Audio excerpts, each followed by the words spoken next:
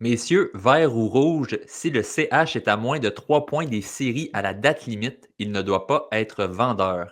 Andrew. Moi, j'ai mis rouge. En fait, le Canadien doit être vendeur parce que je pense pas que ça vaut la peine d'être acheteur pour peut-être se limiter à une ronde de séries éliminatoires. Je pense pas que le Canadien, si on devient acheteur, on va acheter gros.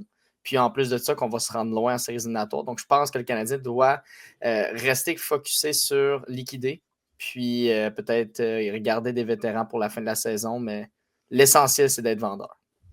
Julien. Moi, j'ai dit vert, parce qu'il y a une troisième option qu'Andrew n'a pas parlé, c'est rien faire, ni acheter, ni vendre. Donc, je pense qu'à 3 points, je laisserai aller l'équipe, je ferai confiance à l'équipe, puis ça leur donnera de l'expérience. Que là, en ce moment, à ce stade-ci, c'est le plus important que d'avoir un choix supplémentaire de deuxième tour ou troisième tour, comme on a discuté plus tôt cette semaine.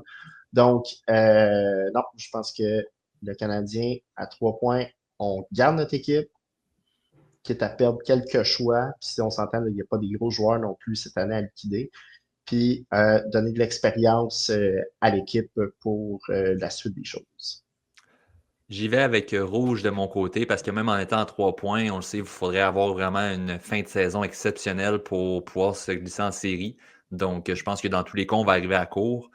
Et un joueur, exemple, comme Jake Evans, on sait, c'est pas possiblement le nom chez le Canadien à échanger qui peut avoir une certaine valeur. Je trouverais ça plate de le garder pour finalement ne pas le signer à la fin de l'année.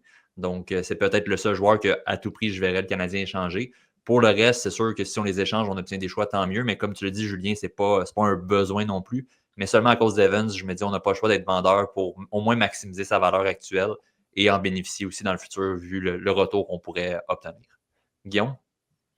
Je dis rouge aussi parce que même si on est à 3 points de série, il n'y a rien qui dit qu'on n'a pas 2, 3 équipes qui sont en avant de nous tellement que le classement est serré en ce moment. C'était avant le match de Hurricane, mais je pense que j'écoutais à la radio, ça disait que The Athletic avait évalué les chances des Canadiens de faire les séries à 2%. Là. Donc, rendu là, les chances sont quand même assez minimes.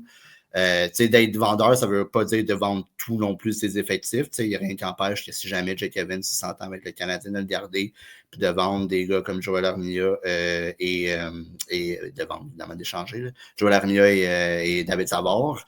Mais oui, je pense que l'organisation du Canadien, les dirigeants l'ont dit que le plan n'a pas changé. Ils ont clairement dépassé les attentes de où ce qui était. Puis le but, c'est de continuer dans la progression des gens. Intéressant. Donc, Julien, on va te souhaiter que certains de nos auditeurs t'encouragent et soient pour toi en commentaire. Donc, on vous invite à y aller de votre choix. Donc, vert ou rouge, si le CH est à moins de 3 points des séries à la date limite, il ne doit pas être vendeur. Profitez-en également pour vous abonner à nos différents réseaux, que ce soit Instagram, TikTok, Facebook ou YouTube.